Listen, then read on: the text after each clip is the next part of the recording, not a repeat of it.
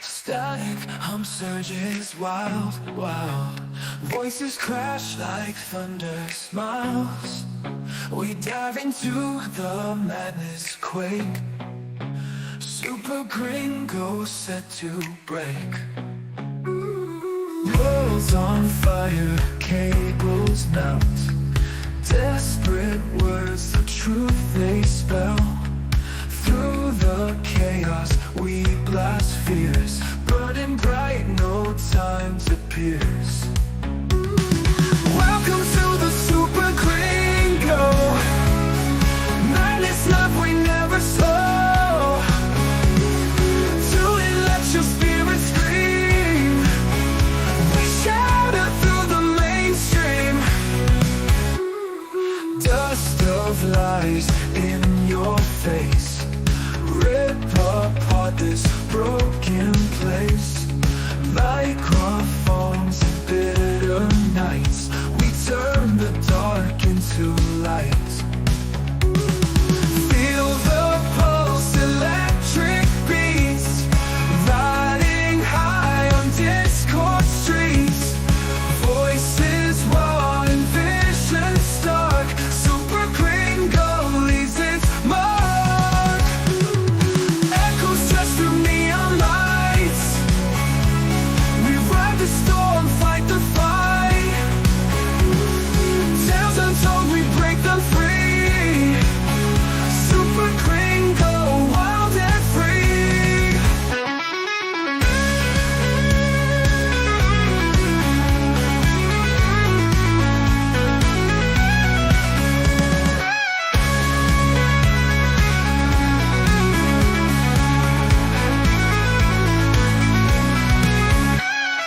Welcome to the Super Gringo. Madness, love, we never slow. Tune and let your spirit scream. We shatter through the mainstream. Welcome to the Super Gringo. Madness, love, we never slow. Tune and let your spirit scream. We shatter through the mainstream. Dust of lies in your face. Rip apart this broken place. Microphones and bitter nights. We turn the dark into light. Dust of lies in your face. Rip apart this broken place. Microphones and bitter nights. We turn the dark into light. Feel the pulse, electric beats. Riding high on discord streets. Voices raw and vision stark. Super Gringo leaves its mark. Echoes to the Super Gringo. Welcome to the Super Gringo podcast. I'm the Super Gringo, Sean Armstrong.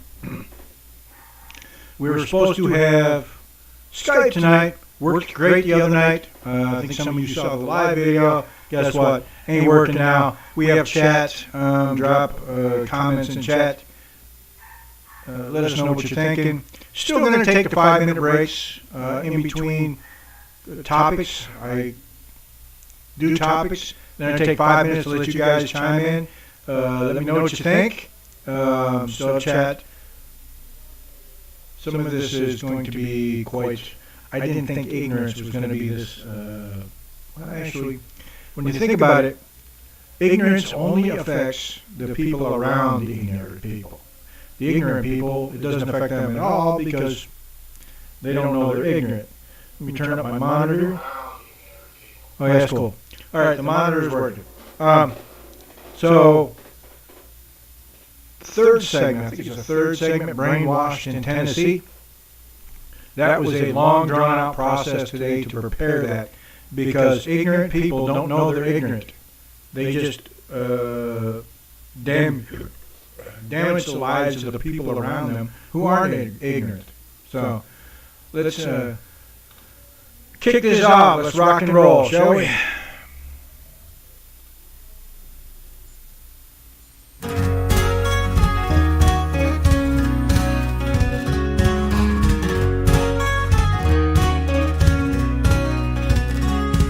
If bullcrap were money, Joy Reid, she'd be rich. She rants on the screen, never misses a pitch. Hands full of stories she loves to unfold, spinning tall tales worth their weight in pure gold.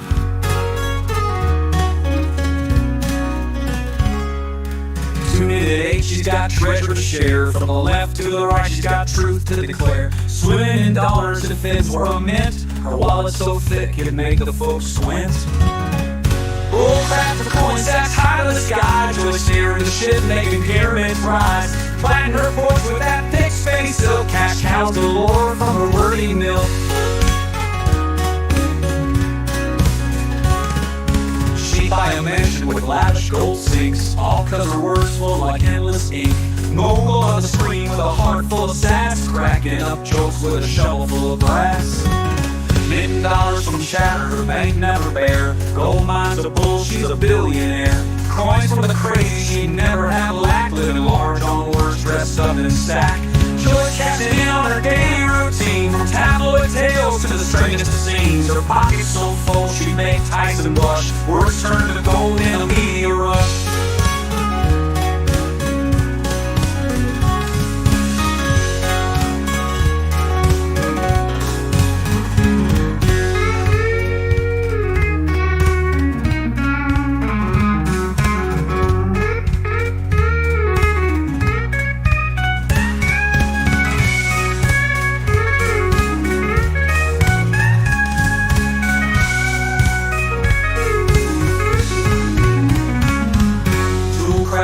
Sacks high to the sky, Joy steering the ship, making pyramids rise.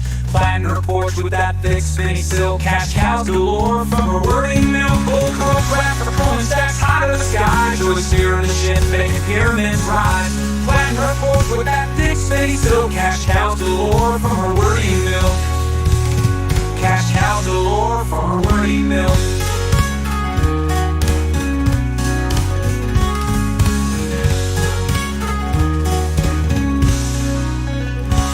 Buy a mansion with lavish gold sinks, all cause her words flow like endless ink. Mogul of the screen with a heart full of sass, cracking up jokes with a shovel full of brass. $1,000,000 from shatter, her bank never bare. Gold mines of bull, she's a billionaire. Coins from the crazy, she never had lack. Living large on words, dressed up in sack. Joy cashing in on her daily routine. From tabloid tales to the strangest of scenes. Her pockets so full, she make Tyson blush. Words turn to gold in a media rush.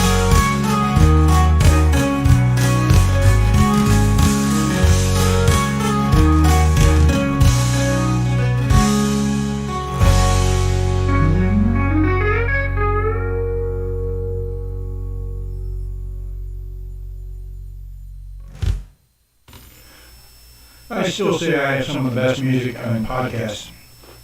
Actually, Joy Reid is rich from spreading bull. It's like she were a farmer. Her statement, the selection is a litmus test for America's tolerance of fascism. What does that really mean?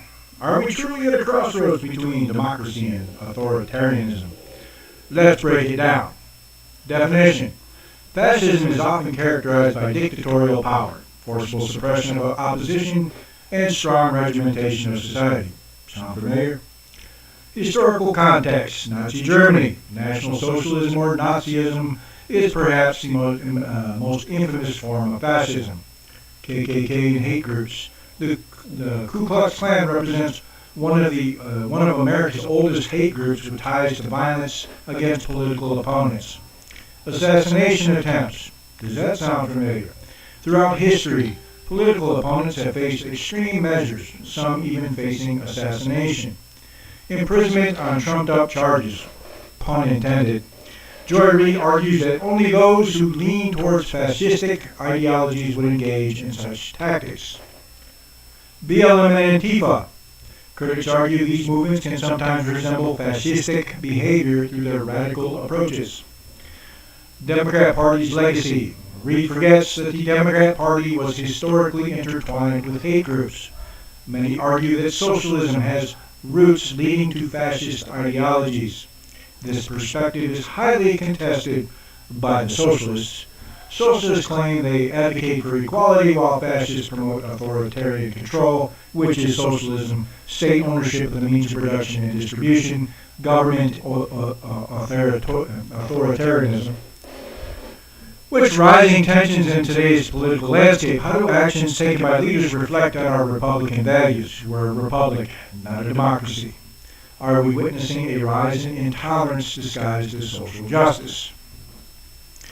Joy Reid's statement may just be more than mere rhetoric. It could be a wake-up call for all Americans. As we approach this pivotal election, it is crucial to reflect on what kind of future we want for our country. The oppression that comes with socialism or the freedom enshrined in the U.S. Constitution. One man's socialism is another man's neighborliness. Tim Walz. Joy Reid is using the classic populist bomb tactic. If you've felt like your vote is being manipulated, like certain groups are playing a game with your beliefs and fears, then you're probably a member of the victims of the Democratic playing card deck. Who are they, and how do they shape our political landscape? Stick around to find out. First, a word from our sponsor.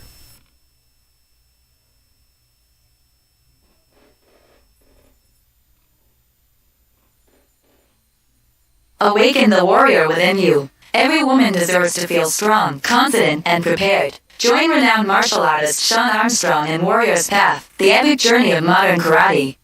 A compelling 4-book series dedicated to empowering women through karate, history, and philosophy await you. Book 1 reveals invaluable lessons from martial arts masters throughout history. Essential self-defense techniques. With Books 2 and 3, you'll master critical skills, from colored belt basics to brown belt strategies. Become an expert. Book 4 guides you through advanced concepts leading up to black belt mastery. It's time to invest in yourself. Become fearless in any situation. Take action now. Grab your series today and start crafting your own warrior's path. First up, let's break down who makes up this group. The victims often feel disadvantaged or wronged by society. They might include African Americans, convinced that Republicans are holding them down. Middle-class Americans, fearing that their economic stability is under attack. Women, believing their rights are threatened.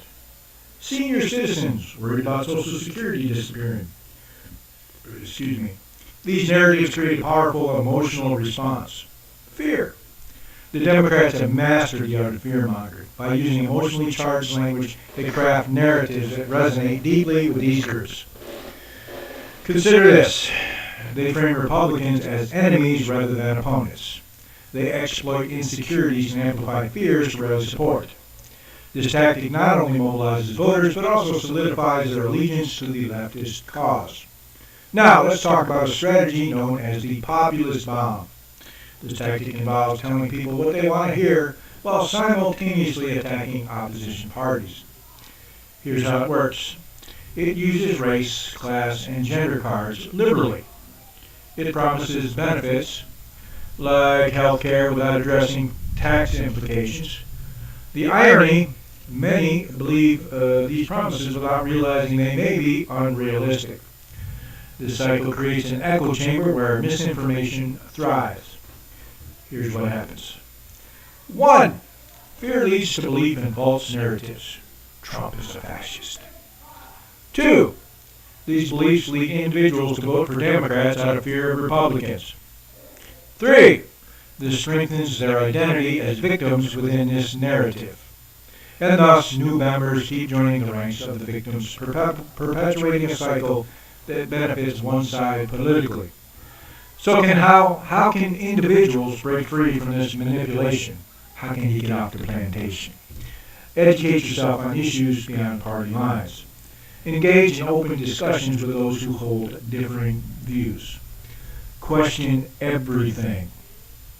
If something sounds too good to be true, it probably is.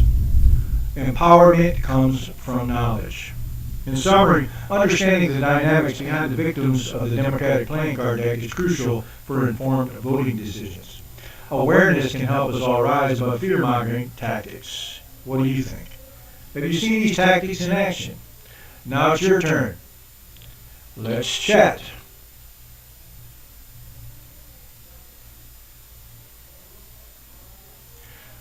Got 5 minutes, and we'll see if anybody wants to talk.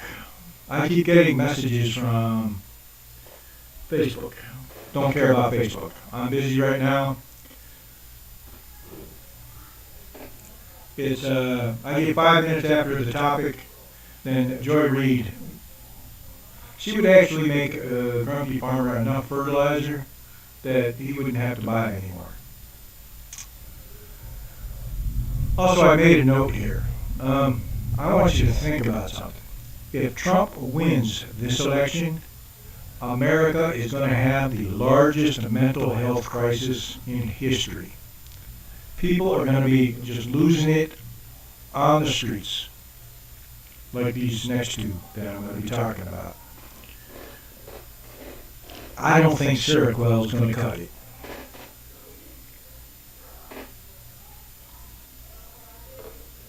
May have to kick it up to some heroin.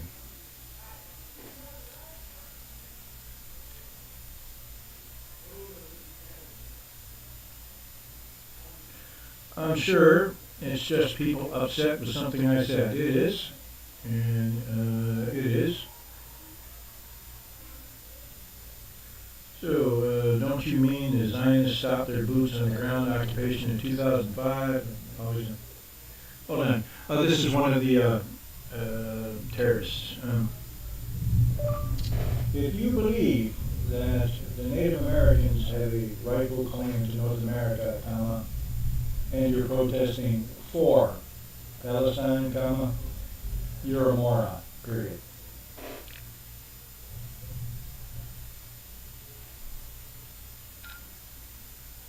There, I fixed that. By the way, I think I've said this before. Do you know what you call someone who supports terrorism? A terrorist. They're terrorists. They're the same. They may not actively engage, but they support it, so they're terrorists. Perfect, Guantanamo Bay, awesome.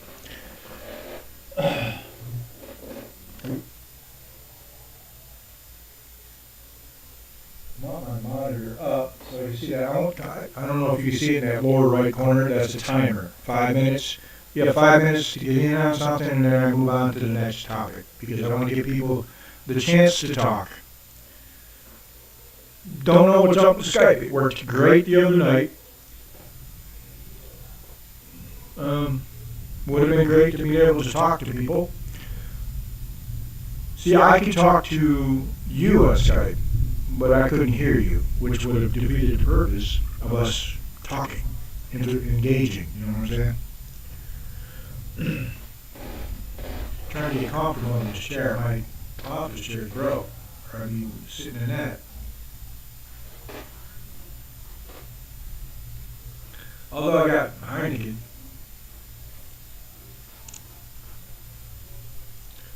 But nobody's got anything, right? Because I spent all day working on this. Well, I worked on the next one all day because ignorance takes a lot of time to counter, and there was a lot of it.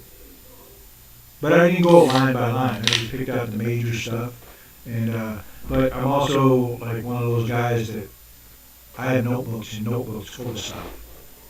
I write books. In case you hadn't noticed, yeah, I write and sell books, yes. I've done a lot of stuff in my life to write about, so. Firearms, martial arts. Trying to write a book about my wartime experiences, but I can't remember stuff. I get like glimpses, they come and go. Don't know if it's the PTSD or the number of explosions that have gone off next to my head. Or it's just the fact I'm getting old. Either way, don't matter.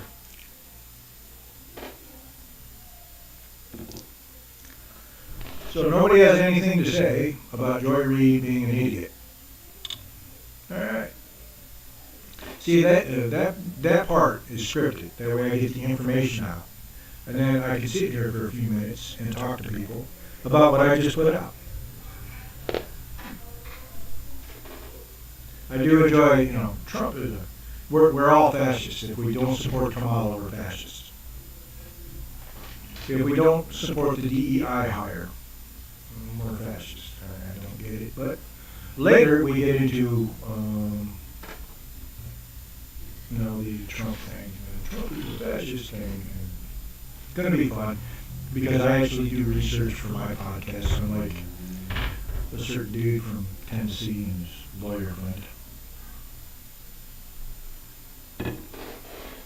Which, tomorrow night. Next topic. Giving you guys plenty of time, 5 minutes.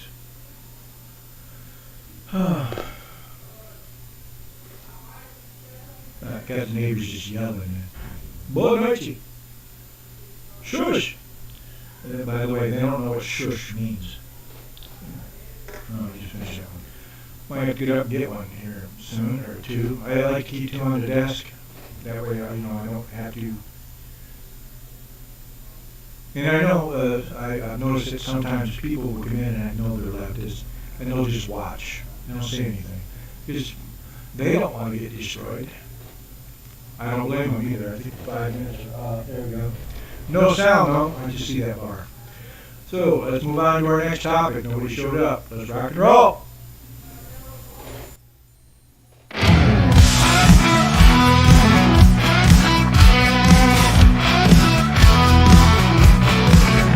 Brainwashed in Tennessee, madness runs wild.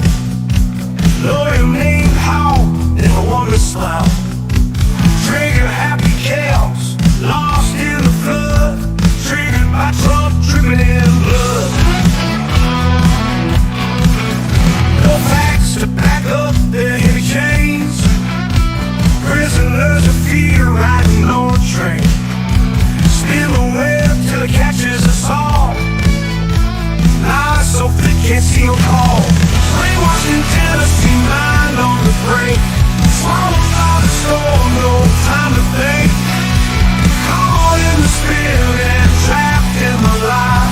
Wading through the muck just to get by. Heavy hearts break under the strain. Voices shout silence in vain. Holy shadow darkens the day. Echoes of reason just fade away. Brainwashed in Tennessee, mind on the break. Swallowed by the storm, no time to think. Caught in the spin and trapped in the lie. Wading through the muck just to get by.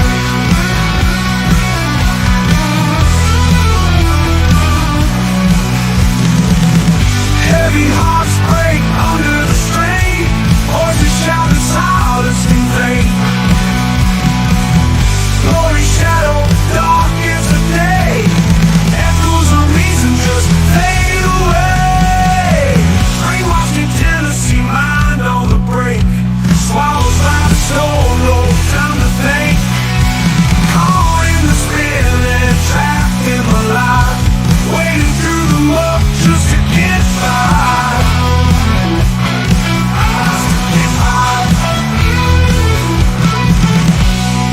Eyes wide open, but seeing is blind. Cracks in the story, desperate to find. Lit by a few, soul burning dry. Looking for truth, but wrapped in the fire.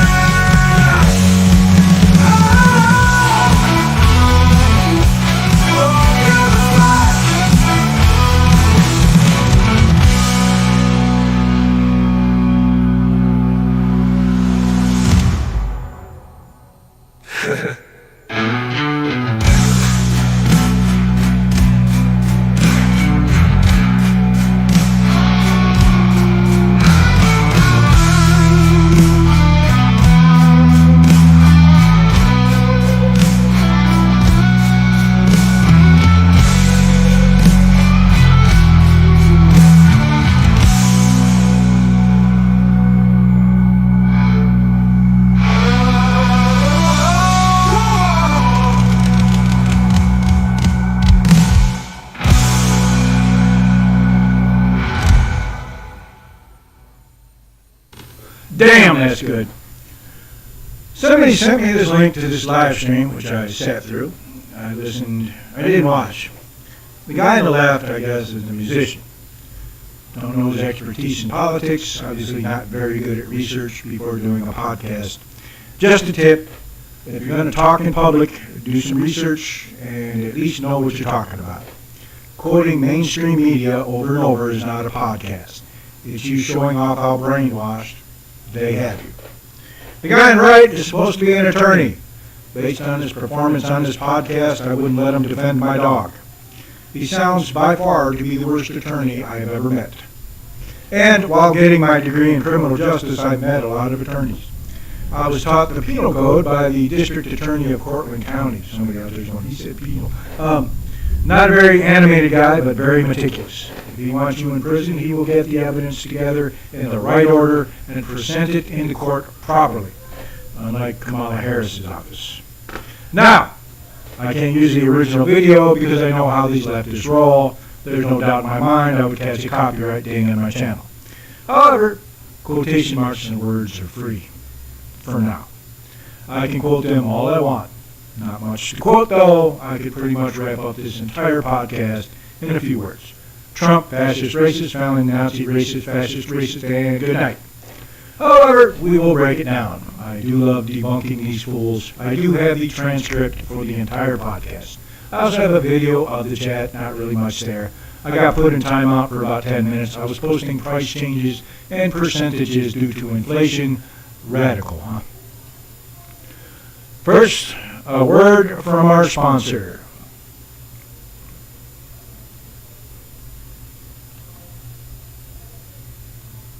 As soon as I can find it, I have a lot of videos here.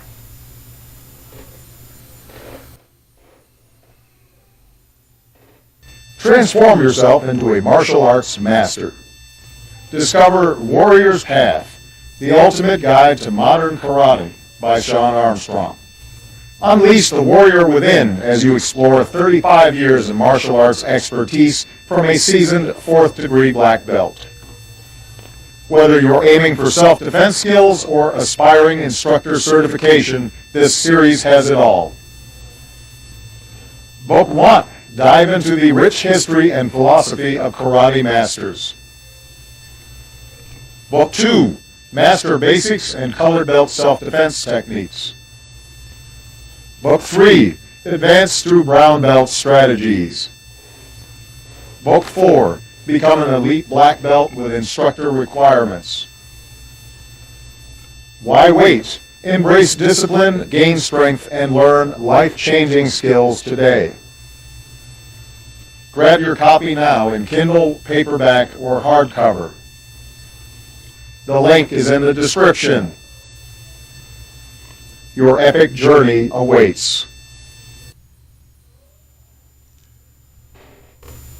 Quote, never in my life seen an election where we have a candidate in a race who's doing absolutely nothing to appeal to anyone but his rabid extreme base. And every other day we're just seeing Trump bury himself further. And it seems to be his strategy. What do you make of that? They're talking to each other. Well, where was it? Well, first I think you're correct. I don't think he's been campaigning or doing more voters to him, or the bulk of his campaign has been to just try to discourage Kamala Harris voters from voting for her. During this entire podcast, they mentioned Kamala Harris by name twice. They will mention Trump's name 43 times. Not one Kamala accomplishment, not one Kamala quote. Only 2 mentions by name. So, aren't they just campaigning to discourage Trump voters from voting for him? Another quote, as there were sort of like 2 phases to his campaign. Here it's like, there was the first year and a half or more when he was running against Joe Biden. To be honest, they sound like 2 teenagers on TikTok. It's like, one of them is supposed to be a lawyer, knows the law, really good, wow. Then Joe Biden was forced out by his own party and Kamala Harris was installed without a single vote, to save democracy. Too bad we're not a democracy. You'd think a lawyer would know that. I should mention that they mentioned the word Nazi, fascism, and racist like 8 times. Do you want to know what's fascistic? Silencing your opposition when they're simply posting facts. Numbers and percentages. Because you can't counter them. And they make you look bad, which he did. Now I'm making him famous. I'm going to debunk Trump's fascism. You'd think a lawyer would know all this, but maybe he's not a very good lawyer. The topic revolves around the safeguards against presidential overreach as established by the Founding Fathers in the U.S. Constitution, particularly in the light of recent claims regarding authoritarian tendencies under President Trump. The Constitution established separation of powers among the legislative, executive, and judicial branches. This structure inherits limits any single branch ability to dominate. When President Obama attempted to enact DACA unilaterally, Congress had opportunities to challenge his actions, illustrating that even popular initiatives face scrutiny within this framework. The framers designed a system where no president could operate without legislative consent. This limitation serves as a crucial check against authoritarian rule. The judiciary acts as a vital check on executive power by interpreting laws and ensuring they comply with constitutional standards. In United States v. Nixon, the Supreme Court ruled that President Nixon had to release tape recordings during the Watergate scandal, demonstrating that even a sitting president is not above the law. Judicial review empowers citizens to seek redress against potential governmental overreach, ensuring that any attempt at tyranny can be legally contested. Historical examples show how past presidents have faced limitations due to constitutional checks when attempted unilateral actions or policies are perceived as tyrannical. Excuse me.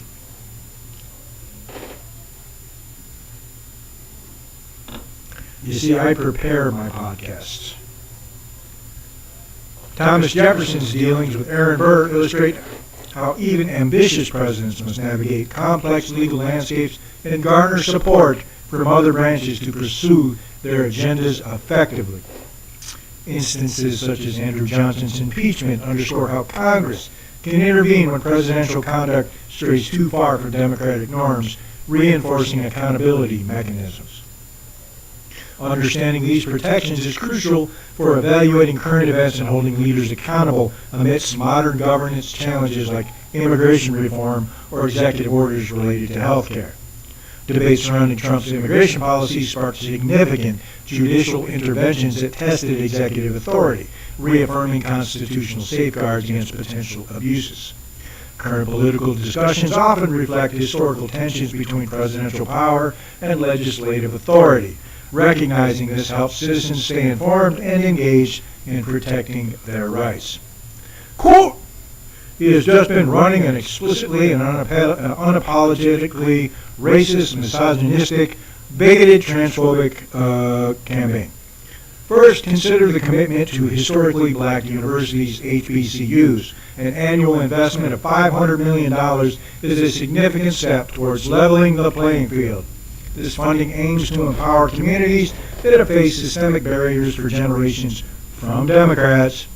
It's hard to reconcile such support with claims of racism. Next, let's talk about employment statistics. Record low unemployment rates among black, Hispanic, and Asian communities indicate progress. These numbers reflect opportunities created under Trump's leadership. How can one label these achievements as racist when they contribute positively to marginalized groups? You mean Trump is a racist? Jesse Jackson must feel like a fool.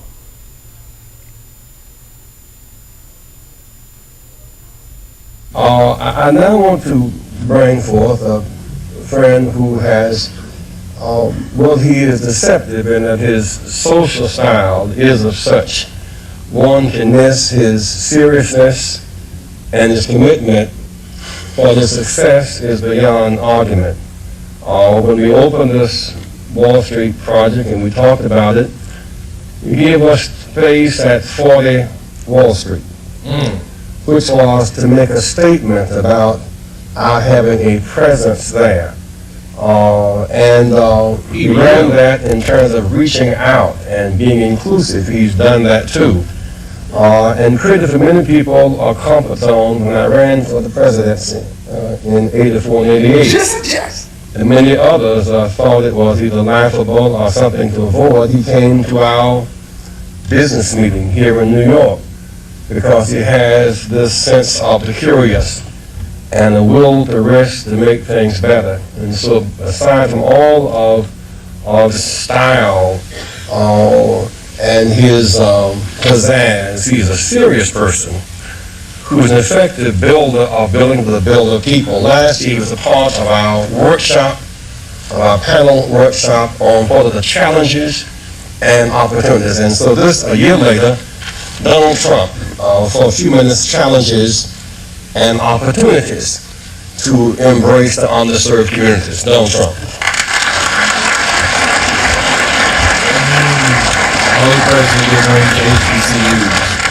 Well, it is an honor to be here, and I was with Jesse last year, and we had a lot of fun, and it was a little different. Jesse started off by saying, most of the wealth in this country is in the hands of a few. And I thought to myself, is that a bad thing? What's wrong with that, Jesse? But he did have an expression last year, and I was just telling Roger, he had an expression last year, the wall on wall must fall. And you haven't used it today, and I'm very disappointed in this, Jesse, because I thought it was a great expression. And I heard the expression about 14 times, and then he came to me at the end of the session, and he said, listen, I want some office space in your building on Wall Street, because the wall on wall will fall. And I said, it's okay, Jesse, I'll make a good deal with you. I'll get you some space. You'll pay about $40 a foot. And he said, no, I don't want to pay 40. I said, how about 30? No. It was the cheapest deal I ever made in the history of 40 Wall Street. Is that right? He got it for nothing. He was a very tough negotiator. You know that, right? Nah, he's a terrific guy. We love him, and I'm here for him. And the snow came, and I said, nobody's going to show up, and look at this place, it's packed. Well, I just say a few words. I mean, Wall Street and New York City and this whole region is doing unbelievably well. I'm building a job on the west side, which is the largest job ever approved by the New York City Planning Commission. You see it going up along the West Side Highway. It's almost 10 million square feet. It's 18 buildings, and it's really going to be something. I will tell you, a large percentage of the people, and especially in construction, that are building these great jobs are black and minorities, and I'm very proud of it. We have close to 25%, and I think the number's going up, and they do a great job. There are no better builders than we have in New York, and a big percentage of that is black and minority folks. So I just want to thank everybody in the room for being here. I look forward to some questions, and then I don't know how we're ever going to leave this building today, because if you look outside, it is terrible, but we'll figure a way. There's always a way, and thank you, Jesse, and congratulations. You know what's so crazy? This is The conversation around misogyny also deserves attention. A glance at the list of female appointees reveals a diverse array of talent. Nikki Haley, former ambassador to the UN. Elaine Chao, Secretary of Transportation. Christian Nielsen, Secretary of Homeland Security. Dr. Heather Wilson, Secretary of the Air Force. These women represent not just gender diversity, but also ethnic diversity. For instance, Jovita Carranza is a first-generation Mexican-American immigrant who served as a U.S. Treasurer. Highlighting these appointments challenges stereotypes about who can lead effectively. It shows that leadership isn't confined by race or gender, but is instead defined by capability and vision, not DEI or Kamala Harris method. In an era when narratives can easily polarize opinions, it's essential to look beyond surface-level interpretations. Supports for HBCUs, record employment rates for minorities, and a diverse cabinet all point towards an evolving understanding of inclusion and empowerment. It's time we celebrate progress rather than dismiss it based on preconceived notions. Let's engage in constructive dialogue that acknowledges achievements while striving for further improvements across all sectors of society. Unfortunately, and it truly is unfortunate because everyone suffers, but the left have no accomplishments to acknowledge. I forgot they mentioned transphobic as well, because Trump wants to ban men from competing in women's sports. Also, he wants to keep men out of women's bathrooms and locker rooms. I guess someone forgot to explain to them, you can pretend all you want, however, you can't make everyone else in the world pretend with you. And believing you can is probably a worse mental illness than pretending you're something you're not, like a retired sergeant major. See what I did there? However, maybe this is an accomplishment to some of you. You'll be happy to know, thanks to Tim Walz, your sons will now be able to menstruate worry-free. Quote, is openly espousing ideas of fascism. I'm trying to figure out what fascist comments they're talking about. So far I've heard the economy, closing the border, and ending the war in Ukraine. That's pretty freaking fascist, I guess, to the loony left. Trump triggers loony left by wanting to rebuild the economy, close the southern border, and end the war in Ukraine. That bastard! By the way, do you know who is in charge of all those things? That's right, Kamala Harris. This podcast their podcast is literally like watching CNN and MSNBC split screen at the same time. When they say using government to target certain groups they don't like, would that be like suppressing free speech of certain groups on certain social media platforms? That sounds pretty fascist to me. Maybe their idea of fascism and mine are different.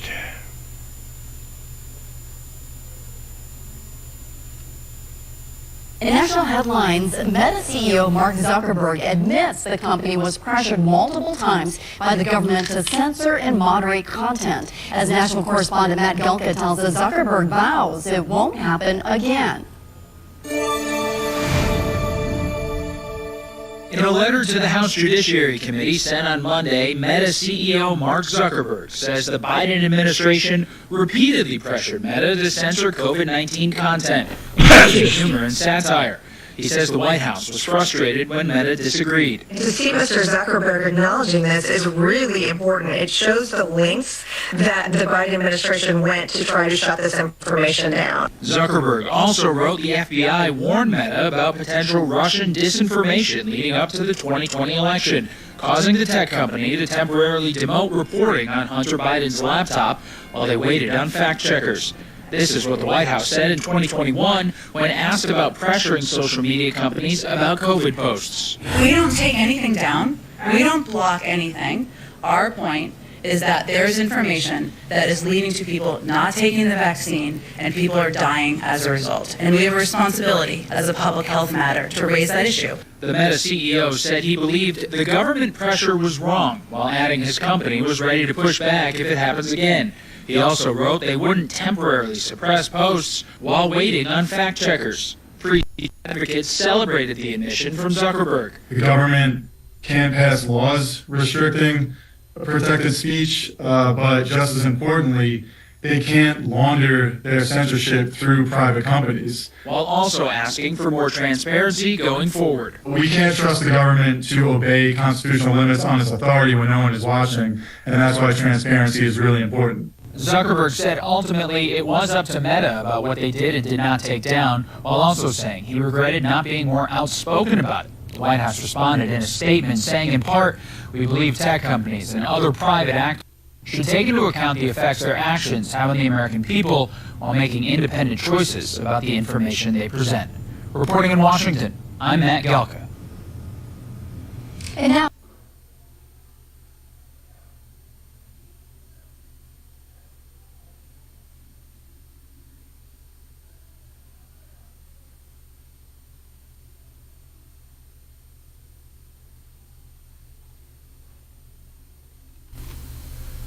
Joseph Goebbels would be in awe. Also, wouldn't that be election interference by a government agency, which, under our current Constitution, is a felony? Quote, he's also an adjudicated rapist and convicted felon. Before we start, Tennessee, ask your lawyer friend what precedent is. I doubt that's in your vocabulary. Good luck in the future. Is the left playing a dangerous game with their relentless legal maneuvers against Donald Trump? What if the strategy could backfire spectacularly? Lawfare. It's not just a buzzword, it's a political weapon, defined as using legal systems to achieve political goals. It has become the go-to strategy for many on the left when confronting Trump. While these tactics may seem effective at first glance, they raise crucial questions about sustainability and viability. Are we witnessing a new norm or opening Pandora's box? One major risk, setting precedents, there's that word, that can easily be turned against you when aggressive legal strategies become normalized. What's stopping future administrations from using them too? Imagine a world where every party retaliates legally. Trust in our institutions could erode overnight. Like a lawyer who doesn't know about the checks and balances of the government. Right, Mr. Hawk? Public perception is everything.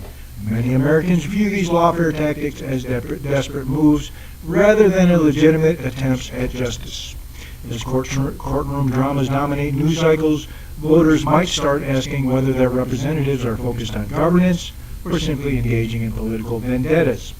Overreach can lead to significant backlash, not just politically but socially. Increasing numbers want politicians focused on policy.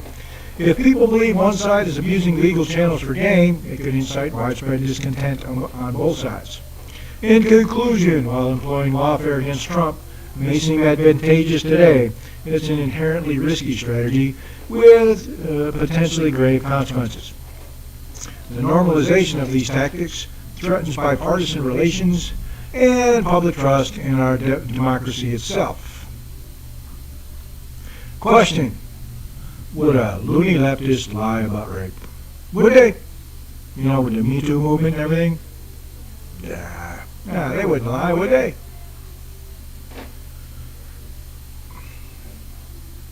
Yeah. I guess they would.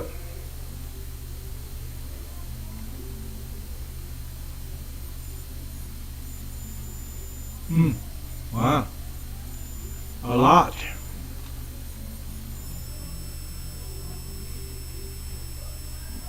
Yeah, wow.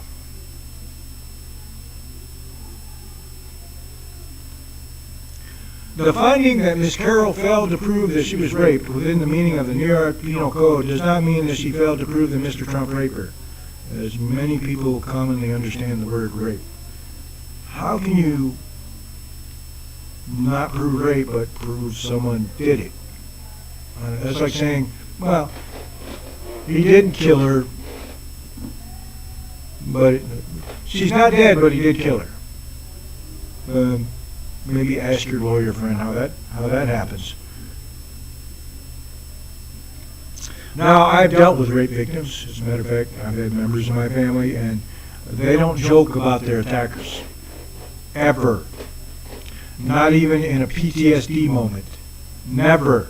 They'll cry. They'll have moments of just depression and anger, denial. They don't have a good laugh about it. They didn't believe Paula Jones. They didn't believe Tara Reid. But they believe E. Jean Carroll. Another point to make. The law that allowed her to sue Donald Trump without a criminal conviction was passed a month before she actually sued him. And so far as I know, she's the only one who has. And, hold on, she's accused 5 other men of she's either the most unlucky woman in the world, or she's a nut job. She's accused 5 others besides Trump. She only sued 1.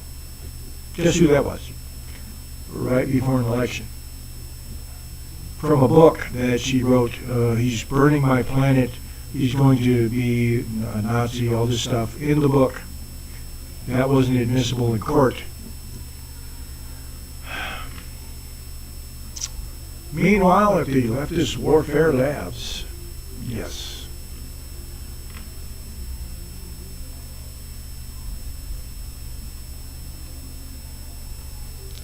He's a convicted felon. That right there should have been disqualifying. That right there. That's what they were hoping, hence lawfare. Which, by the way they did it is pretty sad. The best they had was who paid the hooker. By the way, if you check New York State Penal Code, blackmail is a felony, which is exactly what Stormy Daniels did to Donald Trump. It's called blackmail. Donald Trump was convicted of being blackmailed.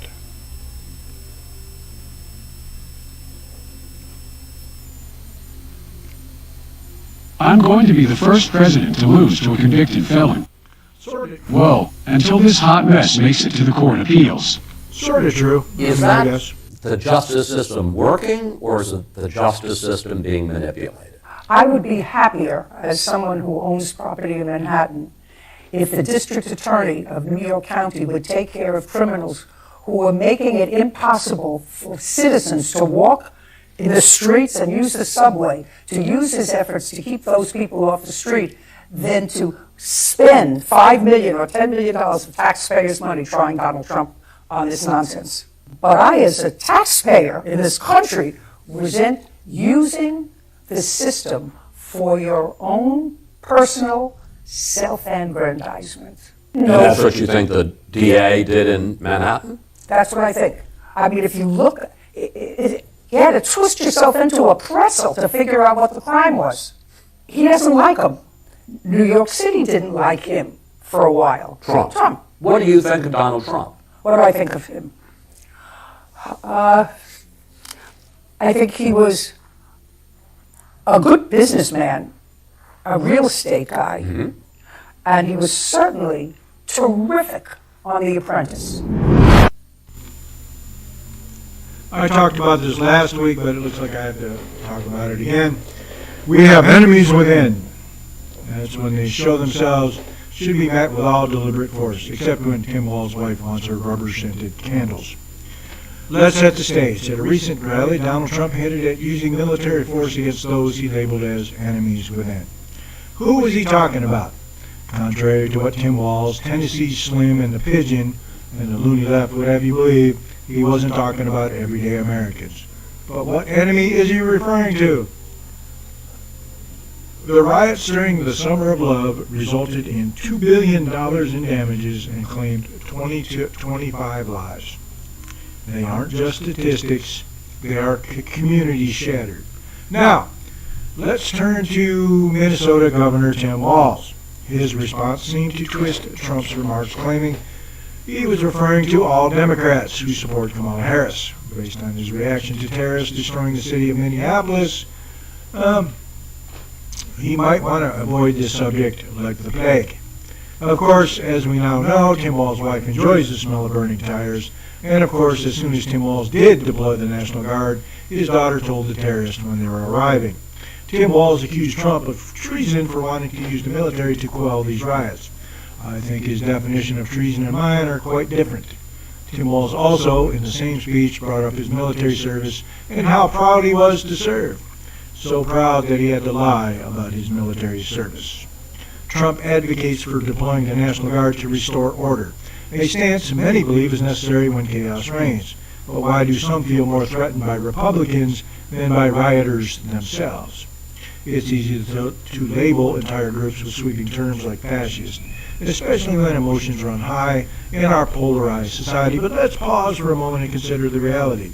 We, the so-called Trump supporters, didn't set fire to your businesses or wreak havoc in your neighborhoods. No, that destruction comes from a different playbook, one rooted in chaos and violence, reminiscent of dark chapters in history that we must not forget. When the left can make one fear one man more than the people who are destroying your neighborhoods and ceasing to exist your neighbors, the brainwashing is complete. Take a moment to look up the Night of Broken Glass, or Kristallnacht, an orchestrated wave of brutality against Jewish communities in 1938 Germany that shattered lives and livelihoods alike. You might find it enlightening.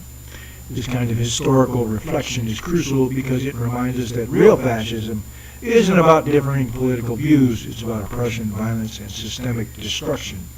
So let's keep our dialogue honest and grounded.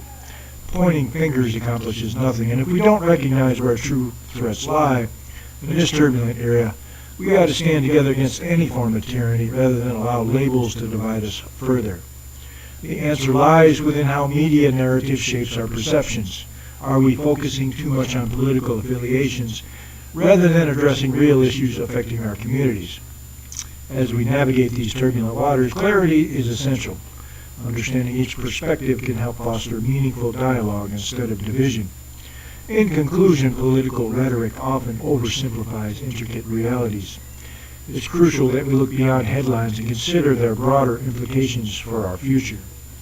What are your thoughts on this topic? Do you think leaders should take more decisive action or promote dialogue? In my personal opinion, if you're burning down a neighborhood, occupying police stations, and ceasing to exist people, the time for dialogue is over. By the way, a little known fact by most people, arson is grounds for the use of lethal force in pretty much all 50 states. Just something to keep in mind. How does a governor's response to civil unrest define their political future? In the wake of George Floyd's tragic death, Minnesota Governor Tim Walz faced unprecedented challenges and criticism. As we approach the 2024 election cycle, the stakes are higher than ever. But is he being unfairly blamed for events that spiraled out of control? On May 25, 2020, George Floyd was arrested under tragic circumstances that would ignite a nationwide movement against police brutality. His death led to protests across Minneapolis, some peaceful, others violent. Key fact, the Minneapolis Police Department initially mischaracterized Floyd's death. He actually died of a fentanyl overdose. Quote from Mayor Frey, 4 officers involved were terminated. As protests escalated into chaos on May 27th, city officials were overwhelmed. Critical moment. Chief Madaria Oradanlu calls Mayor Jacob Frey for help. Frey reaches out to Walz, but his response was less than decisive. He said he would consider it, Mayor Frey. The delay in deploying the National Guard became a focal point for critics. $500 million in damage, over 1,500 businesses affected, more than 160 fires reported. An October report claimed if Walz had acted sooner, many losses could have been avoided. As political tensions rose leading up to the 2024 elections, accusations flew fast and furious. Senator J.D. Vance stated Tim Walz allowed rioters to burn down Minneapolis. Walz defended his decision-making process during press briefings. He emphasized needing specifics before deploying troops. Highlighted experience from his time in the National Guard. See my eyes rolling? I don't think the mayor knew what he was asking for, Walz said about Frey. In an August 4th, 2020 press briefing, according to press accounts, I think the mayor said, I request the National Guard, whew, this is great, we're going to have massively trained troops.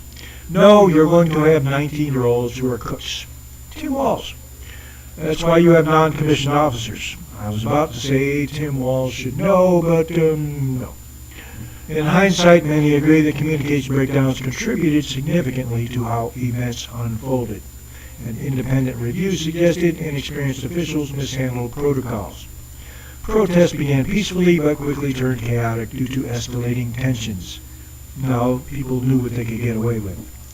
So where does this leave Governor Tim Walz as he gears up for a potential vice presidential run, with critics at every turn and historical scrutiny looming large over him? What will be his legacy?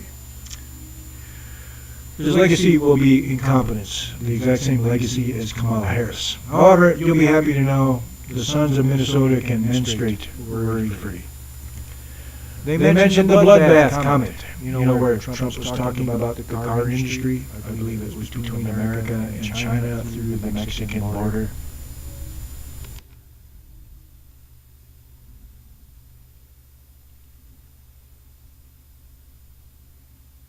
Mexico has taken over a period of 30 years 34% of the automobile manufacturing business in our country. Think of it, went to Mexico. China now is building a couple of massive plants where they're going to build the cars in Mexico and they think that they're going to sell those cars into the United States with no tax at the border. Let me tell you something to China. If you're listening, President Xi, and you and I are friends, but he understands the way I deal, those big monster car manufacturing plants that you're building in Mexico right now And you think you're going to get that, you're going to not hire Americans, and you're going to sell the cars to us. No, we're going to put a 100% tariff on every single car that comes across the line, and you're not going to be able to sell those cars. If I get elected, now if I don't get elected, it's going to be a bloodbath for the whole, that's going to be the least of it. It's going to be a bloodbath for the country. That'll be the least of it. But they're not going to sell those cars. They're building massive factories. A friend of mine, all he does is build car manufacturing plants. He's the biggest in the world. I mean, honestly, I joke about it. He can't walk across the street, and that way he's like Biden. But for building a plant, he can do the greatest plants in the world, right? That's all he cares about. I said, I'd like to see one of your plants recently. I said, I'd like to see, where can we go? Well, we have to travel to Mexico. I said, why Mexico? He said, because that's where the big plants are building. China's building really big plants in Mexico, and Mexico's building. What about here? Well, we're building much smaller plants here. Can you believe it? Again, it's like watching CNN and MSNBC split screen on the podcast. You see, the news actually has to quote him accurately. They don't have to use the whole quote, and they can add their propaganda on top of it. Joseph Goebbels would be in awe. As a matter of fact, isn't Tim Pool suing the Kamala Harris campaign for doing the exact same thing? Anyway, I personally believe Donald Trump should be allowed to sue. However, he's a public figure, just like the Charlottesville thing finally got debunked by Snopes from 2017. I believe these idiots brought that up too. I didn't go line for line through here. That's a lot of stupid to have to read in one day. So, this General Kelly is the one that came up with this Hitler comment thing. He's also the same guy that came up with the losers and suckers comment. It has been debunked by 26 other people, including Ambassador Bolton, who doesn't exactly like Trump. So even people that don't like Trump have said he never said it. So your credibility is kind of shot.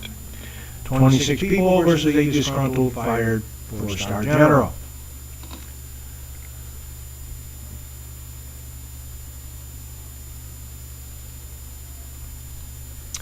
Then I had a loony leftist in the comment. It's not inflation, it's price gouging. Well, then by their logic, we should vote for Trump anyway, because obviously the companies were too afraid of Trump to price gouge. So if we elect Trump, the price gouging should stop, and prices will go down, because prices were really low when Trump was in office. So thank you for giving me another reason to vote for Trump. Also, in the comments, I was posting prices from January 2020 compared to prices in January 2024 with the percent of increase. They put me in timeout for that. They couldn't hang with facts. As a matter of fact, this entire podcast didn't produce one fact. A lot of misinformation, like I said. It was like watching CNN in my left eye and MSNBC in my right eye. No facts. My favorite is when they start talking about how Trump spews hate. And someone in the chat, I hate Trump, I wish he'd die. Well, I'm glad you're not a hateful fascist. By the way, they also mentioned the Confederate flag. On that topic, I laugh at both sides. A Democrat flag that triggers the Democrats, and the Republicans are actually defending a Democrat flag. So you both look stupid. I also forgot, I even got threatened. One of these mental giants said, when Kamala wins, you're going first. I just had to remind him that I'm not Tim Walz. And that's all I said. They actually brought up the debate with Walz. You know, the one where Walz looked like he was a deer in the headlights. Probably not the best topic to bring up. Walz got caught lying multiple times. They tried to fact-check Vance, but they were wrong. Haitian migrants aren't legal immigrants. They're refugees. In a year, if they're here a year, they can apply for legal status. Legal immigrants don't have to apply for legal status because they're legal immigrants. I know because I'm a legal immigrant, and I don't have to apply again. Then, of course, they brought up abortion, which seems to be a big topic. Being able to scrape your uterus is a big deal for these people. Again, Trump supporters being hateful. Imagine being so filled with that, with hate, that not only will you groom and castrate your own children, you hate them enough to kill them before they're born. That's hate I can't even comprehend. You know, instead of going down and buying a box of condoms and maybe getting on a pill, According to them, some states have actually banned abortion. No state has banned abortion. They have put in limits. Some states have heartbeat limits. Some states have a viability limit, meaning if the baby can survive outside the womb. And Tim Walz's home state of Minnesota, there is no limit. You could be in labor and still have an abortion. As a matter of fact, 3 babies were actually born due to botched abortions, where they were just set aside and left to die. We have a name for that where I'm from, and that's called murder, which is also against state doctors' Hippocratic oath. They should have their medical licenses revoked and charged with a crime. A lot of this stuff I covered last week. The enemy within. That brings us to our next topic, January 6th. Let me explain something to you. If your political party, its militant arm, causes $2 billion worth of damage and ceases to exist to 25 black Americans, you should really sit down and shut up. Those rioters on January 6th got lengthy jail sentences. The BLM and Antifa riots got bailed out by Kamala Harris.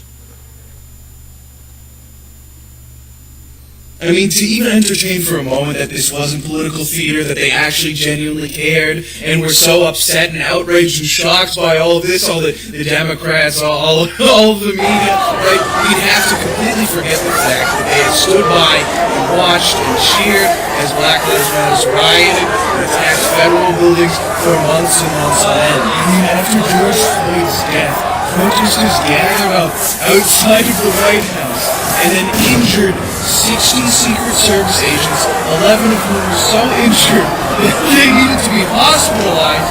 And then the media in Congress said it was a peaceful protest and then laughed at Trump because he went to the bunker. They called him Bunker Boy.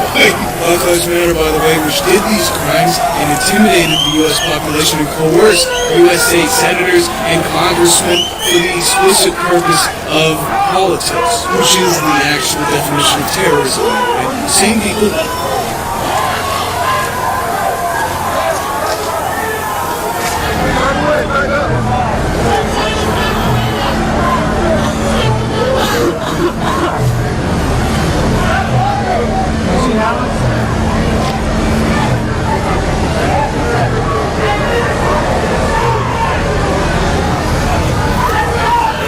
So between Joy Reid and these two, I think my IQ actually dropped listening to that. I didn't even watch their podcast. I just listened to it while I was watching the chat, which again, I was posting prices and statistics. They were doing exactly what I said they were going to do when I started. I always tell them before they start exactly what they're going to do. They're going to insult you to avoid answering the question. Grumpy Farmer asked them several times, how are things better? By the way, he didn't get timed out or anything. I was posting facts. I got timed out. I went back and posted a couple more in their comment section too, just to keep the conversation going. I also left the link to this live stream. So basically, what it is with two people just battling talking points to try to get viewers. I believe they're monetized. Yet they have fewer viewers on their live stream than Jim and Grumpy Farmer. They have more viewers than I do because I don't just babble talking points. I know I'm kind of boring, but you at least get factual information. You don't get two people sucking each other off over a DEI hire. I had one of the leftists say to Grumpy and I, you just don't want a woman in power. No, we're actually quite accustomed to women in power. We're married. The thing is, we have better taste than you do. We didn't pick idiots. However, I will end this segment on this question. Can someone give me one Kamala Harris accomplishment? You can't use the Inflation Reduction Act because it didn't reduce inflation. Wait a minute, there isn't inflation, it's price gouging. Remember, vote Trump to end the price gouging. It would appear he has the secret to ending price gouging. She was given 3 tasks, the Ukraine war, we see how that's going. How much have we spent? We're also supporting, excuse me again. We're also supporting the Ukrainian retirement system, all while our Social Security system is projected to go bankrupt by 2030. How much does an M1 tank cost again? That's right, $8 million a piece. You want to know how I know that? I'm not Tim Walz, I used to be a tanker. So, you can't use the Inflation Reduction Act because it didn't reduce inflation. Basically, it was the Green New Deal light. You can't use the southern border because I think 10 million people coming across illegally just screams failure. What's the other task? Well, obviously she didn't succeed at it because I can't remember it. So let's move on to our next segment. Now it's your turn. Chat's open. 5 minutes.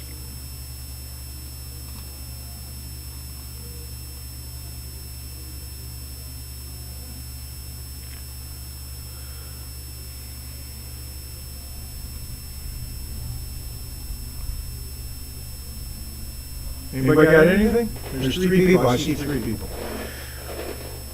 This is when I go off script. The script is for information. This is for just, you got a cold beer, want to say something, chat's open. I tried to get Skype working. I have no idea what happened. I think it has something to do with some of the videos I put in, maybe. Because when you put in a lot of videos, it messes with your audio.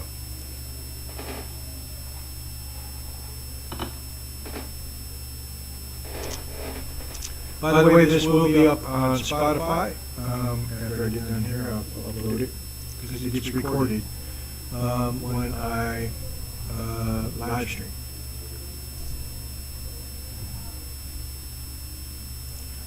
And 2 people just left. Fine.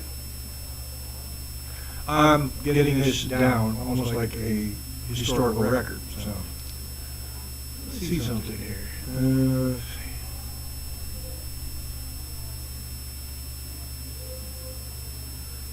There should be a timer. I'll do a 5-minute response timer. Okay. Close. You guys should be able to hear a bell if it works, hopefully. I made this video just so, and I'm keeping track of the time here. I did one in Portuguese tonight about how Americans celebrate Halloween because they don't really celebrate it here a lot.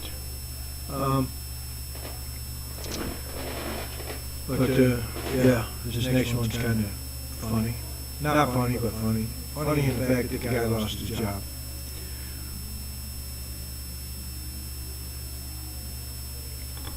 But we're the violent ones. Yeah.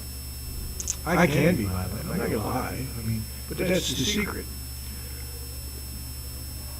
You have to be capable of violence, but to be truly peaceful, you have to be capable of violence, but have control of it.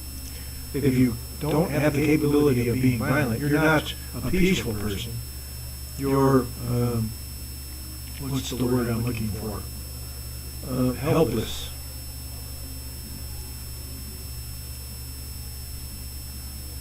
Nobody's got any comments. Wow.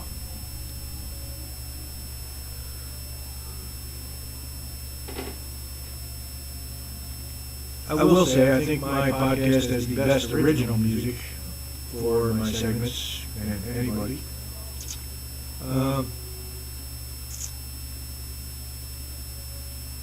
might not get through all my time-sensitive stuff.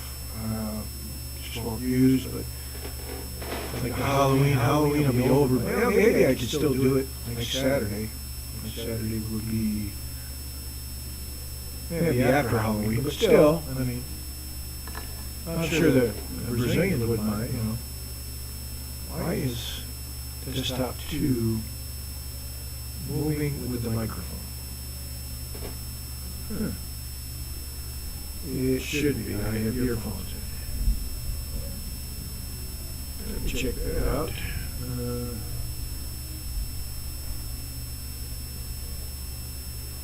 That's why.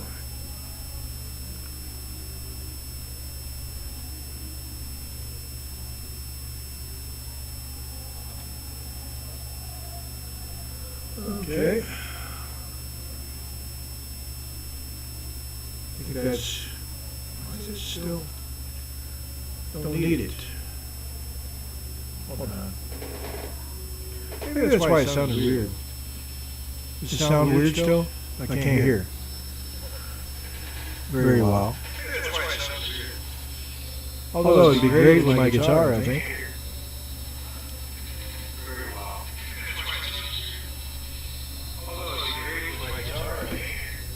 Hold on, I think the microphone's doing that same thing.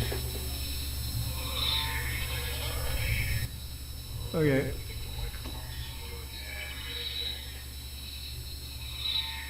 Hopefully that's it. That was me trying to play with my Skype earlier.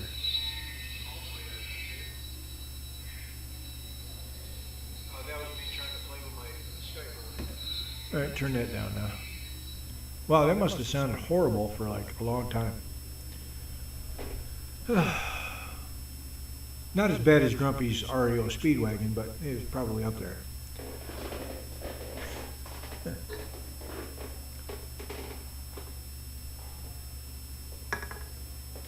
But yeah, still got time. So yeah, 5 minutes. Then I'll move on to the next one. I think this might be the last one because I don't know how long.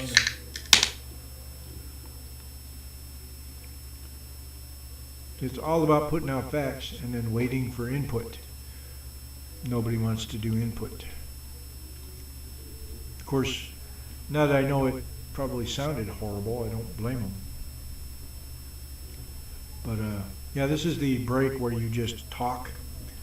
And then next, I go into my next topic, which is titled, When Communists Say the Quiet Part Out Loud.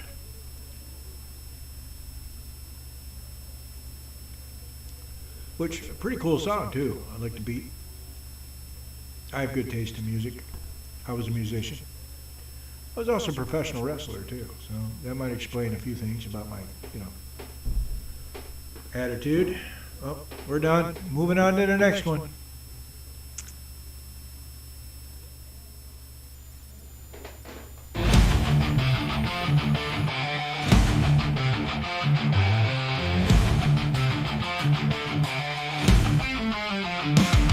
Professor got fired, what a sight so dire. Shot his mouth shut, twisted thoughts in the wire. Don't vote for the Catholic genius on the stage. Madness written on every paper page.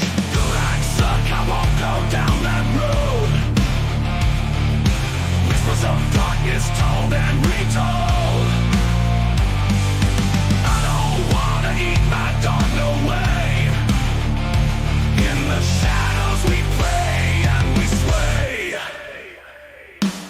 No to the genius, I won't play the fool. Brewing dissent in the broken down school. Death on tin, last from his rickety chair. Truth sprinkled with lies in the thick in there. Good and suck, I won't go down that road. Whispers of darkness told and retold.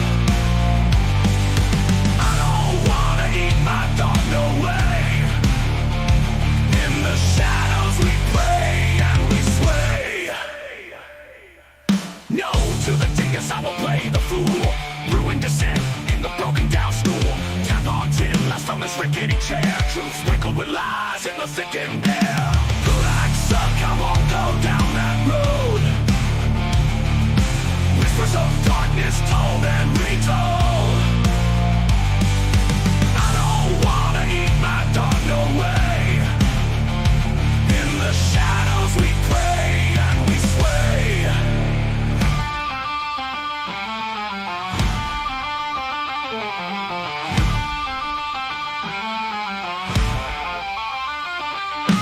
Fear in the night makes a song fall apart. Voices silenced by an iron heart. Revolution whispers in hallowed halls. Echoes of freedom answer the calls. That suck, I won't go down that road. Whispers of darkness told and retold. I don't wanna eat my dog, no way. In the shadows we pray and we sway.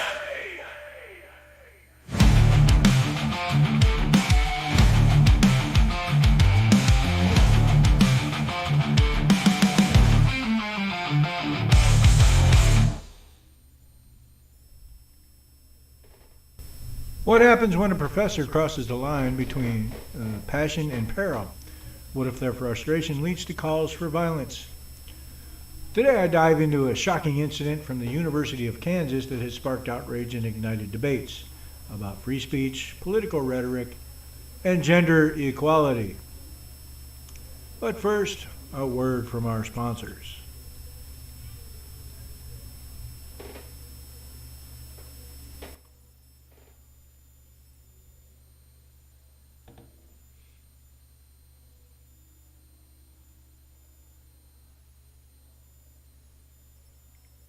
A firearm is a powerful tool. In the right hands, it's an instrument of protection, a source of recreation, and a symbol of freedom. In the wrong hands, it can be a tragedy waiting to happen. Mastery over firearms, therefore, is not just about hitting targets.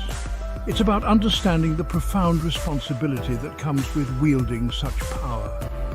This mastery encompasses a multifaceted approach, demanding a solid foundation in safety, a comprehensive knowledge of equipment, and a relentless pursuit of tactical proficiency. This guide serves as a compass for your journey toward firearm mastery, catering to individuals from all walks of life, responsible gun owners, seasoned shooters, those seeking self-defense skills, and dedicated members of the military and law enforcement. Whether you're just beginning your journey or seeking to refine your expertise, the principles outlined here will empower you to handle firearms safely, confidently, and effectively. Remember, true mastery is not a destination but a continuous journey of learning, practice, and unwavering commitment to responsible gun ownership.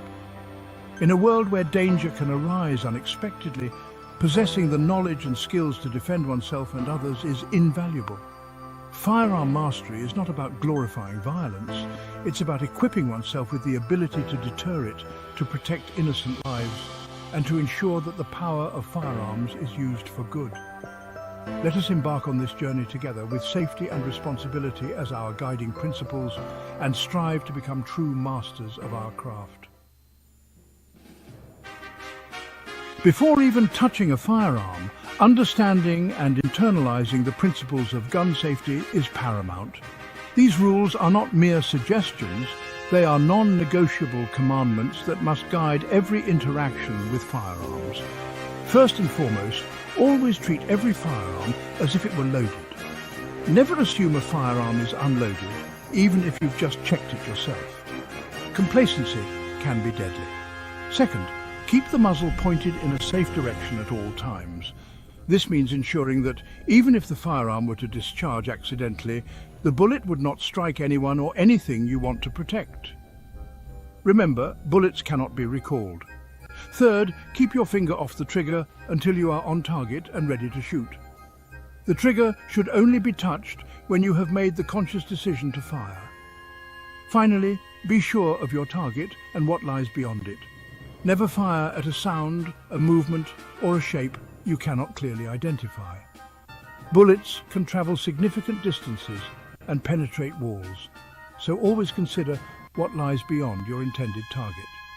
These 4 fundamental safety rules, when ingrained in your mind and actions, create a safety net that protects you, those around you, and the future of responsible gun ownership.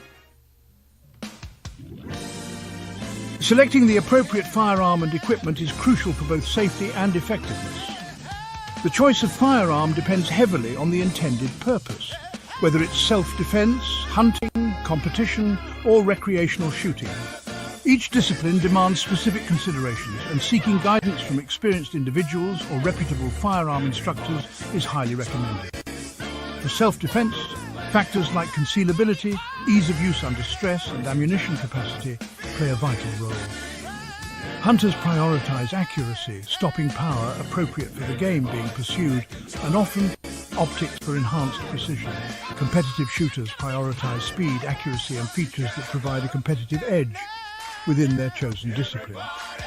Regardless of the purpose, a firearm that fits your hand comfortably allows for a natural point of aim and can be manipulated safely and efficiently is essential.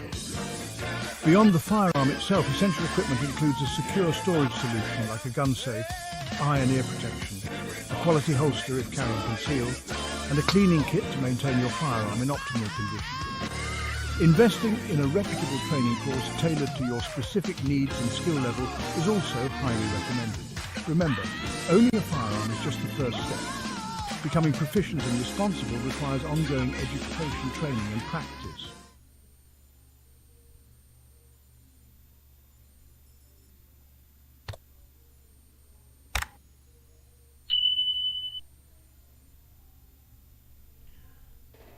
A University of Kansas professor recently found himself suspended after making an alarming statement regarding men who don't support female presidential candidates. But was this an expression of frustration, or does it reveal deeper issues within our society?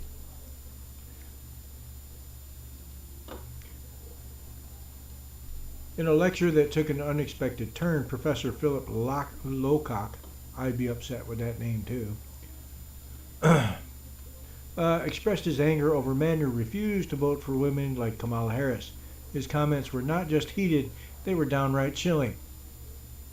We can line all those guys up and shoot them. This isn't merely about one man's outburst. It's reflective of ongoing societal tensions surrounding gender politics. Historical context of women's representation in politics. Statistics show voter biases against female candidates. The backlash was swift. The university issued a statement acknowledging that such violent rhetoric is unacceptable in any educational environment. The instructor offers his sincerest apologies, recognizes he did a very poor job. While some rallied behind Professor Lowcock's intentions, advocating for women's rights, others condemned his approach as dangerous and irresponsible. Senator Roger Marshall called for immediate action. Colleague Jerry Moran emphasized civility in discourse. This incident raises important questions about freedom of speech versus hate speech, especially in academia where young minds are shaped. Where do we draw the line? Can passionate advocacy ever justify violent rhetoric? Now it's your turn. What do you think? Should professors have freedom to express their frustrations, even if it leads to controversial statements? Or should there be consequences for promoting violence? Should professors be held accountable for their statements? Yes or no? This situation serves as a reminder that words matter, and so does how we express our beliefs. Let's strive for constructive dialogue rather than destructive rhetoric. Is it possible that the decision not to vote for Kamala Harris is more about policies than her gender? Let's take a moment to appreciate how far we've come. Women have fought tirelessly for representation in government, from Susan B. Anthony to Kamala Harris. Each step has been monumental. But does this mean every woman leader automatically garners support? Not necessarily. Representation matters, but it doesn't guarantee alignment with voters' values. Studies show that voters often prioritize policy over identity. Kamala Harris made history by becoming the first woman and first woman of color elected as Vice President of the United States. But who is she beyond these titles? Former Attorney General of California. I don't think I need to go into her job. Focus on criminal justice reform, healthcare access, and climate change. Her criminal justice reform was keeping people in jail for cheap labor. Also hiding documents to keep a man on death row. Healthcare access. Obamacare? Or is they talking about, because abortion is not healthcare. It's when people say they won't vote for Kamala, it's crucial to understand their reasons, often rooted in her policy decisions rather than her being a woman. Handling of criminal justice reform, she was horrible. She put more men in jail for minor drug crimes. Her stance on immigration, she has no stance on immigration. Everybody can come in. There's no stance. What are you talking about, stance? Economic strategies. It's price gouging. We need Trump back so he can stop the price gouging. Identity politics can be a double-edged sword. While many celebrate diversity in leadership, others feel disillusioned if they believe those leaders don't represent their interests. Does voting based solely on identity undermine genuine policy discussions? I think it does, don't you? How do voters reconcile personal beliefs with party loyalty? In conclusion, not voting for Kamala Harris isn't simply about her being a woman. It's about how her policies resonate or don't with the electorate's values and concerns. What are your thoughts? Is it fair to judge candidates solely on their policies rather than their identities? It's your turn. Let's hear it. 5 minutes. Nobody says anything, we move on. Or let me get my timer going. But yeah, this is when I get to go off script. I think identity doesn't mean crap. If you're an idiot, you're an idiot.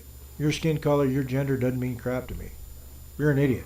For at least the last decade, the loony left couldn't tell you what a woman was. So how are we doing identity politics? How? I don't get it. There is no such thing as a woman. Well, I mean, they use the word. I feel like a woman. What's a woman? What I feel like. Okay, I feel like a billionaire. Well, what's a billionaire? What I feel like. So the struggle's real. Send me money. But yeah, let me finish this. But yeah, nobody's in the chat. Would be great. I'm putting out information here, folks. She was a DEI hire. Okay, he didn't mention her by name, but Biden actually said who he was going to appoint or pick as his vice presidential. But I think we could squeeze in one more. It's only one. I like doing 2 hours, only because I don't have anything better to do. But and I have enough material. Like I do the information and then I do the freestyle. It's almost like rap. Like I have my sets, but I don't do rap. I do music. I have my sets and then I have me just playing with the guitar or whatever. This is me just playing with the guitar, just wanting to talk about the information I put out on Tennessee Slim, I call him. Didn't put out a single fact. It was an hour and 40 minutes. It was like watching CNN and MSNBC all rolled into one, and not a fact. They used a lot of names. Called everybody every name in the book: racist, homophobe, transphobe, fascist, Nazi, which I don't think they even know what that term means. It doesn't mean anything anymore. In 20 years, Nazi and fascist is just going to mean someone who disagrees with you, literally, because nobody's going to remember 1945. See, my grandfather was actually Antifa. The rest of you are just idiots.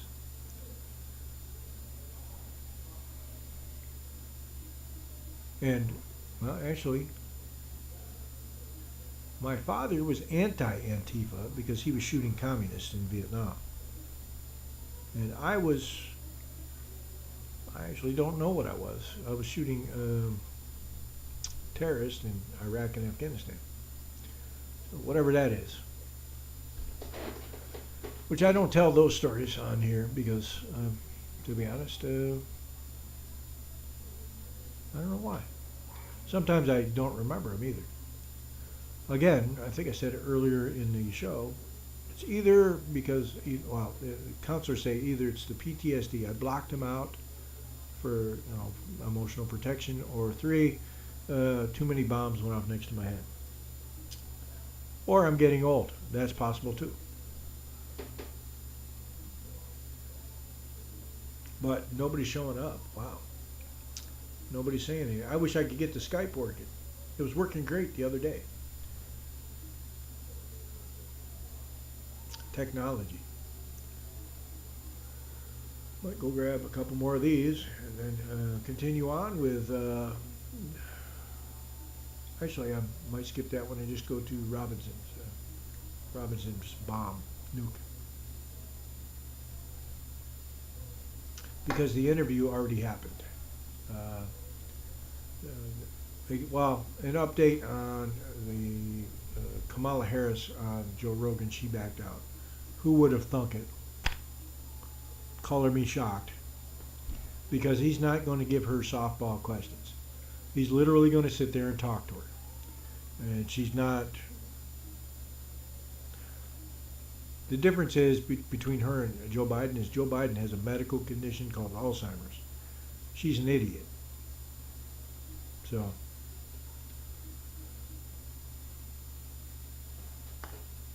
Okay, let me fill. That's why I do this 5 minutes too. That's another reason. Go get yourself a cold one or fill a coffee cup.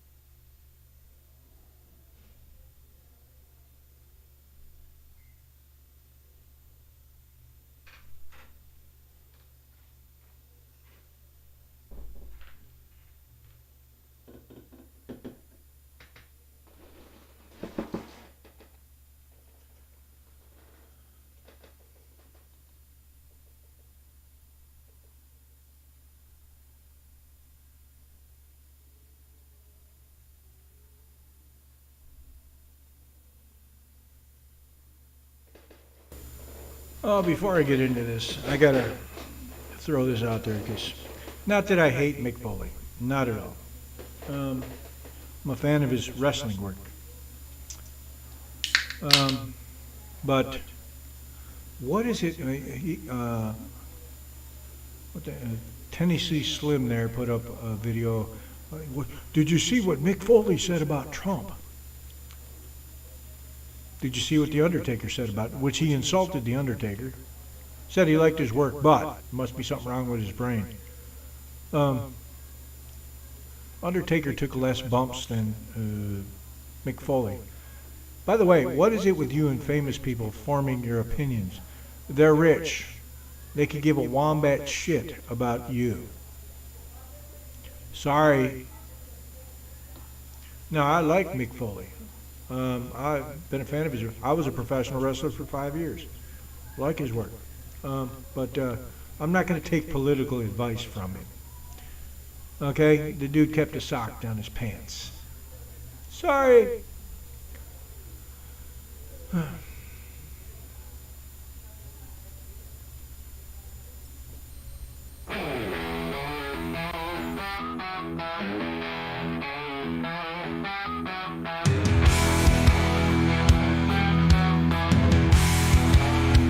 Robinson's dropping the bomb. CNN done screwed up again.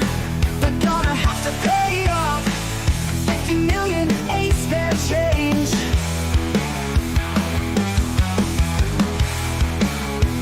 Rise and deceit under lights. Truth got buried and burned. Now the people want their rights. Justice wheel, it has turned. Cameras rolling, but they blind. Words twisted, always confined. Freedom's calling, can't be tamed. Journalist faces a flame. Hey, yeah.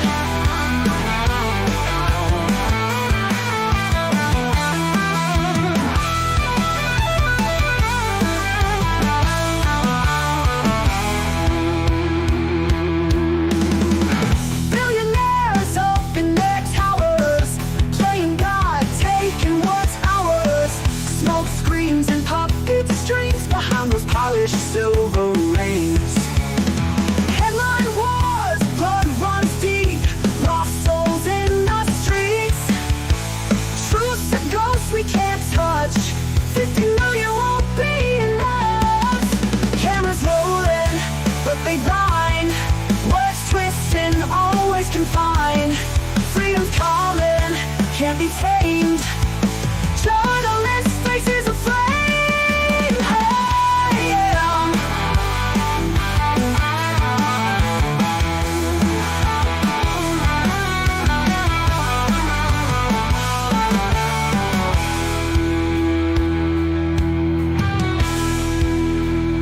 Billionaires rolling, but they blind. Words twisting, always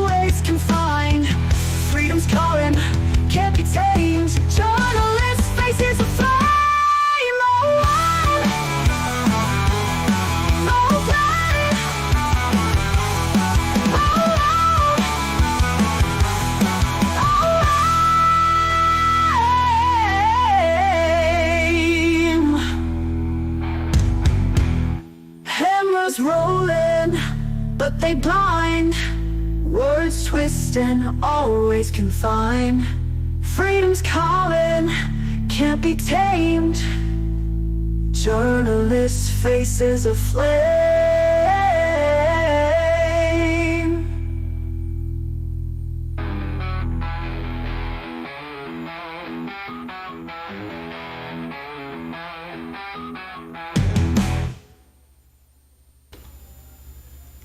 What happens when a political figure takes on one of the biggest media giants in the world? Well, North Carolina's own gubernatorial candidate, Mark Robinson, is about to find out in a bold move that has everyone talking. Robinson is suing CNN for a staggering $50 million. But what led to this explosive legal battle? Stick around as we unpack this dramatic story.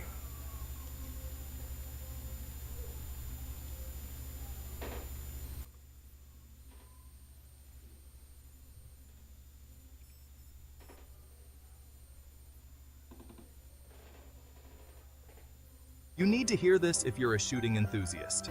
Ever dreamed of mastering long-range shooting? Sean Armstrong's got you covered. Sean Armstrong's new book is the ultimate guide for anyone looking to master long-range shooting. Written in simple, everyday language, it makes complex concepts easy to understand. Whether you're a rookie or a seasoned shooter, this resource is packed with personal tips and expert advice from Sean's years of sniper training and teaching experience. Dive into topics like minute of angle versus mils, external ballistics, and zeroing your scope. Learn about steady firing positions, field expedient supports, and reading the wind. Sean breaks it all down into easy-to-follow steps so you can confidently hit your targets. Don't let long-range shooting intimidate you. With Sean Armstrong's guidance, you'll be mastering the fundamentals and impressing your friends at the range in no time. Ready to take your shooting skills to the next level? Grab your copy today. Well, he was born in 1969 in Greensboro, North Carolina. He's actually a year younger than I am. First African-American lieutenant governor of North Carolina, known for his conservative views, advocates for Second Amendment rights and educational reform. Definitely need educational reform with guns. Mark Robinson isn't just any politician, he's a trailblazer with strong convictions. His rise to fame has been nothing short of meteoric. A segment aired by CNN criticized Robinson's views on various social issues. Key points raised: accusations of misrepresentation and defamation. Claims that CNN portrayed him unfairly. But why did he feel compelled to take such drastic action against a major network? Let's dive deeper into the allegations. The legal grounds. Defamation claims based on false statements made during the broadcast. Damages sought. A whopping $50 million for emotional distress and damage to reputation. Legal experts weigh in. What does it mean for freedom of speech? Potential repercussions for media outlets. This lawsuit isn't about money. It raises significant questions about accountability in journalism. Journalism, what's that? Supporters versus critics. Many rally behind Robinson, seeing him as a defender against fake news. Others criticize him for attacking free press. Polls and opinions. Recent polls show mixed feelings among voters regarding his decision. Upcoming debates. Campaign strategies post-lawsuit. Excuse me. With an election looming on the horizon, how will this lawsuit impact his campaign strategy moving forward? Mark Robinson's lawsuit against CNN has sparked intense debate across the nation, challenging not only journalistic integrity but also our understanding of political discourse in America. Now it's your turn. What are your thoughts on this high-stakes legal drama? Do you support this decision to sue CNN? Let us know in the chat or in the comments below, either one. Now it's your turn.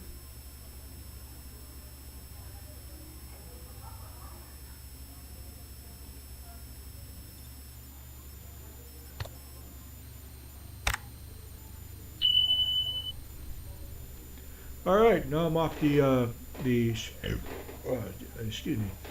script about this. Does anybody, like I'm old, I'm a year older than he is. Does anybody remember when the news was simply who, what, where, when, and how? That was it. They didn't give you opinions. They didn't, you know. And then again, I wouldn't. I don't care about their opinions now. I look at numbers, like the Congressional Budget Office, or my paycheck is another good indicator on what I'm going to believe. By the way, it's not inflation. It's price gouging. So we need Trump back in there so we can stop the price gouging and you know, get the prices back down. Because obviously you didn't have a problem with price gouging in 2020. Weird. Waiting for anybody to say something like, because everybody has something, a lot to say when they can block me or, you know, put me in timeout, but they don't have anything to say when they can't. Could it be that they know they're going to be destroyed mercilessly by my intellect? Again, this podcast is about raising intellect. Trump is a fascist is not an intellectual statement. As a matter of fact, it's very intellectually lazy. Because you wouldn't know a fascist if he stomped on your head. Unless you've been at an Antifa rally and they actually have stomped on your head, then you've had a fascist stomp on your head.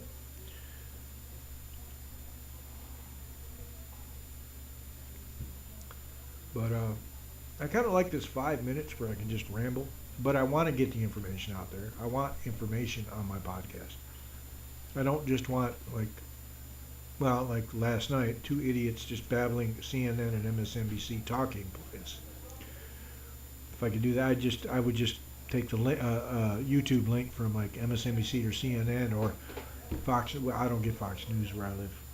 That's another thing. A point I want to bring up. The only people who ever mention Fox News in social media are loony leftists, which begs the question, how do you know what they're saying, one, and two, why are you watching them? To know what they're saying. You're the only ones mentioning them. I don't need Fox News to know you're an idiot. All you have to say is, I'm with her. And then I could look at you and go, why? And then you look at me and go, fascist. So far, that's all I've gotten out of you people. Why? She's not Trump. Okay, but Trump can stop price gouging. Obviously, they had lower prices. We had lower prices under Trump. So, and you say it's price gouging. It's not inflation. It's not the $1.9 trillion they dumped into the economy. Oh no. It's price gouging. So obviously Trump didn't have a problem with price gouging. So we need to re-elect Trump to stop the price gouging. You people actually say the stupidest stuff that actually shoot yourself in the foot. You actually argue, what was it? There was a video out of a leftist who literally quoted Agenda 47, and it was like a commercial for Donald Trump, which I have, Agenda 47, on video that I made. It's speech to text, because I'm like you, I'll be honest, I don't like to read. I do, but I don't like to. Don't really have the time, but I've learned to read really fast. Portuguese, I haven't learned to read really fast, which sucks because I live in Brazil.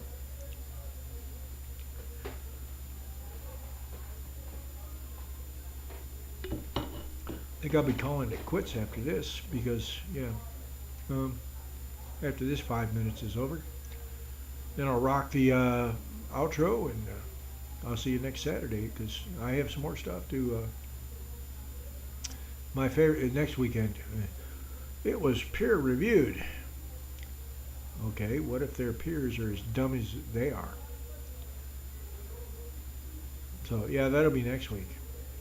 That's a good one. That's always a good one. It was peer reviewed. Well, if I get enough idiots together, I can make them believe anything. Look at the Democrat Party. And I'm not talking about all the Democrat Party. Like, look at RFK. I would have voted for RFK on some things. You know, I agreed with him on some things. He's like center left. I'm kind of center right. But we could still, like, see each other. Some of you, if the earth were really flat, y'all would have fallen off by now. Because you're so far left that, you know. Like, I'm still standing where I was when, you know, Reagan was president. You're way over there, way past the deer stand, as Jimmy would say.